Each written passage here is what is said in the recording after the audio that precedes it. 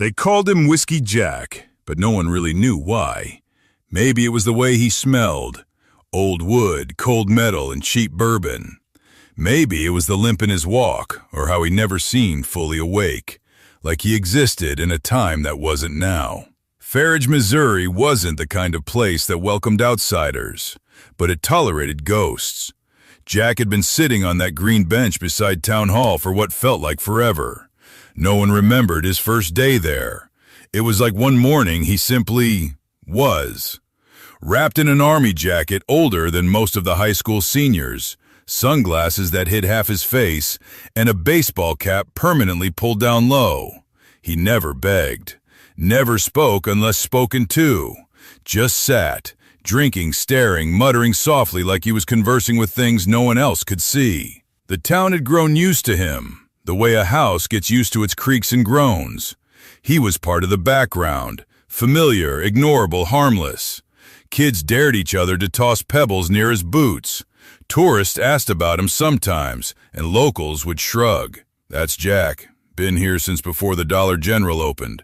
Don't bother him, and he won't bother you." Sheriff Colin Reese was one of the few who ever acknowledged him. A man with his own silent code, Reese occasionally left a bottle of water or an extra granola bar on the bench without a word. Once in a rare moment of casual humanity, he'd asked, "You good, Jack?" The man hadn't replied. He never did. But the sheriff swore Jack's hand twitched, just once. Sometimes at night, Lauren Mason, the high school history teacher, would see Jack still sitting there under the flickering lamplight. She found it oddly poetic, a relic from some forgotten war, guarding a town that no longer noticed him. Jack never came to town meetings, never entered stores, never went to the doctor. But once a week, always on Tuesday, he'd disappear, just for a few hours, then reappear on the bench like nothing had changed. What did he do during those hours? No one knew, and truthfully, no one cared enough to ask. Fairridge was the kind of place that didn't poke at the quiet, but quiet can be deceptive, and Jack was never just a drunk.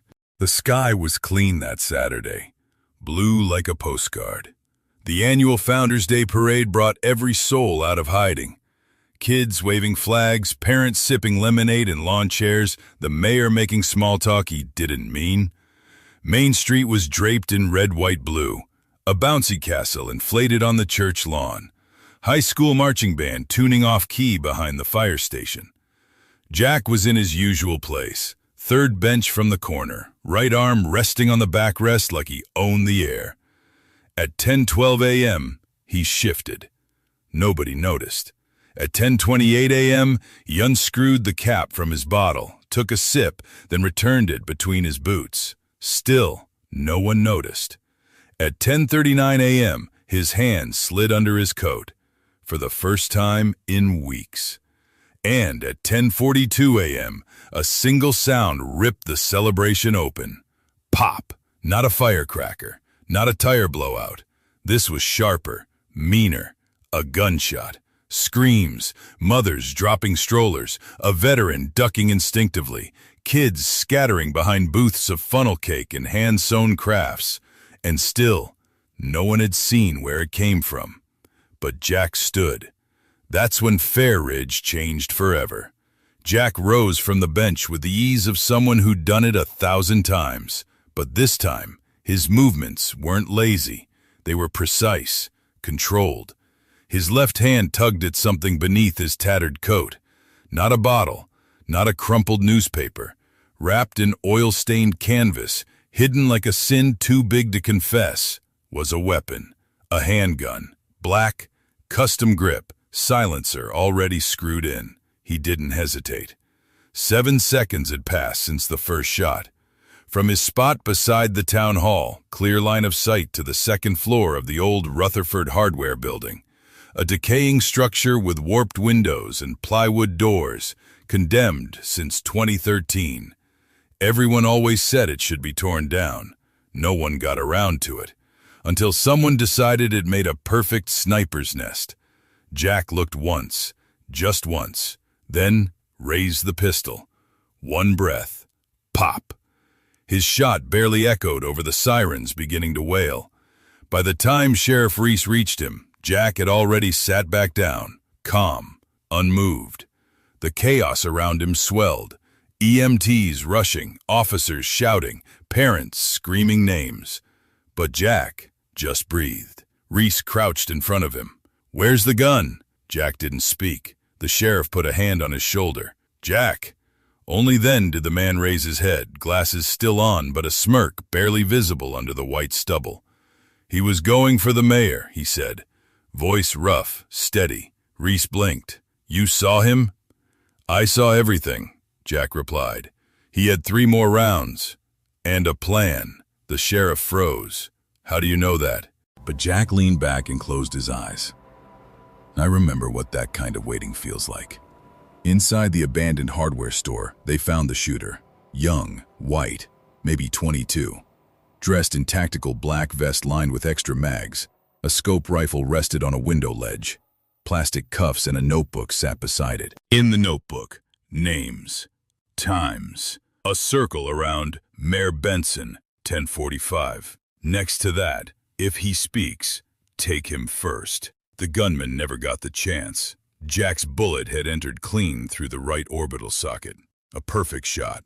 No hesitation, no wasted motion. Reese stared at the scene, then at the distant green bench across the square. What the hell? When they brought Jack in, he didn't resist. No cuffs were needed, but they applied them anyway. Protocol. He didn't flinch, didn't blink. At the station, the inventory was simple. 1 Swiss Army knife, 2 empty flasks, a silver dog tag, Jonathan T. Calhoun, blood type, O negative, no social security card, no driver's license. Lauren Mason, who had followed the ambulance from a distance, waited outside the station with clenched fists and questions. That name, it sounded familiar. She was a history teacher. Names meant things. That night, Fairridge didn't sleep, not because of the attack. That was over. The town was safe. 1 person injured, none killed. No, the insomnia came from something deeper. They had all seen Jack for years,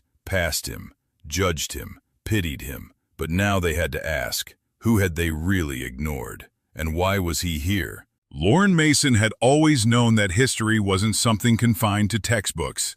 It lived in names, whispers, silence. A high school teacher in Fairridge for 8 years, Lauren came from a family of uniforms and folded flags. Her father was a Vietnam veteran. Her older brother served 2 tours in Iraq. Dinner conversations were quiet, filled with unsaid things. She never joined the military herself, but the war lived in her bones just the same. When she heard the name Jonathan T. Calhoun, something inside her shifted. She didn't sleep that night. Instead, she buried herself in research, military archives, veteran forums, black sites, Freedom of Information Act requests, anywhere a fragment might live. The first hours gave her nothing. Then, she found it.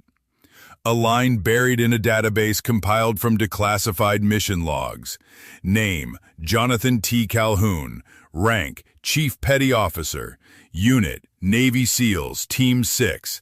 Operation name, Iron Ghost. Status, KIA, 2007. But below that, a footnote. Status amended. Reassigned, non-operational. Details redacted. Lauren blinked. Her pulse quickened. He hadn't died. He'd been erased. There was almost nothing about Operation Iron Ghost. No summaries, no mission dates. Just whispers. A few conspiracy forums mentioned it. 2007, Eastern Europe, deep NATO territory, though not on any official record. Some claimed it was a failed extraction.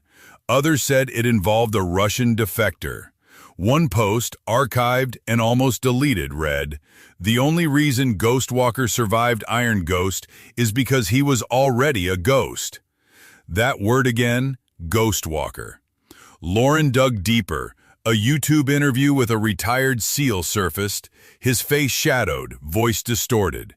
"There was a guy in our unit, never talked much. We called him Ghostwalker. He could move without sound, knew how to wait. Once, in Belarus, he spotted a sniper through a crack in a chimney.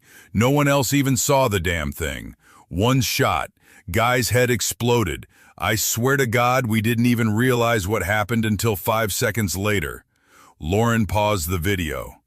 "That was Jack," she whispered. The next morning, she met with Sheriff Reese. Together, they accessed old town records. Jack had no official address, no bank account, no driver's license renewal, no hospital visits, no tax history. A man who didn't legally exist. But the town's security camera logs told a different story. Every March 11th, at precisely 6:47 a.m., Jack would rise from the bench, walk toward the northern woods, vanish for 3 hours, and return by 10:17 a.m., always alone, always silent. March 11th, 2007, the reported date of Operation Iron Ghost. He was remembering, walking the mission. Without saying a word to anyone, Jack relived it, year after year. Lauren accessed open FBI archives. The shooter had been identified. Tyler Vance, age 23, no priors. He had no job, no college record, and no close family. He had been active in encrypted online militia channels, where he shared manifestos full of resentment and anti-government rhetoric. They found a list in his notebook, targets, timings. Mayor Benson, 10:45. Circled, labeled, public execution, next. Sheriff, 10:48.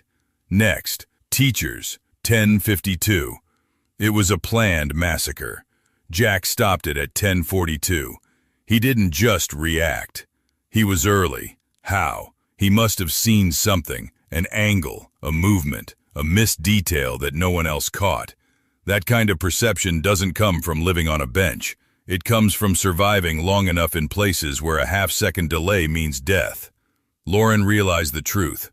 Jonathan T. Calhoun didn't die in 2007. He came home and chose silence. He walked away from a war no one would talk about and let himself vanish until Fairridge needed him. The story never made the news.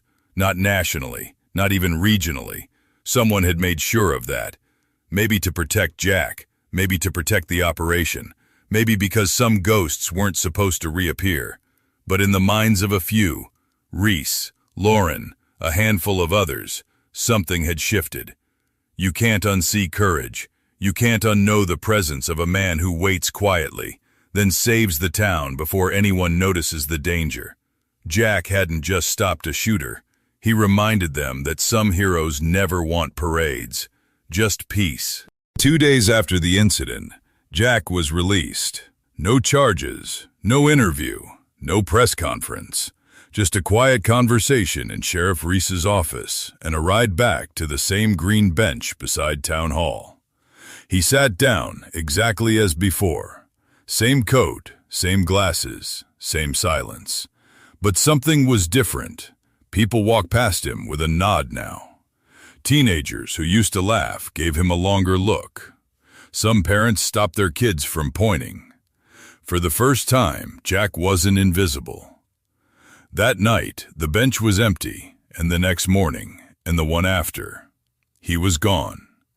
Rumors spread fast in a town like Fairridge. Some said they saw him heading into the northern woods. Others swore he hopped a freight train westbound, holding nothing but a duffel and an old map.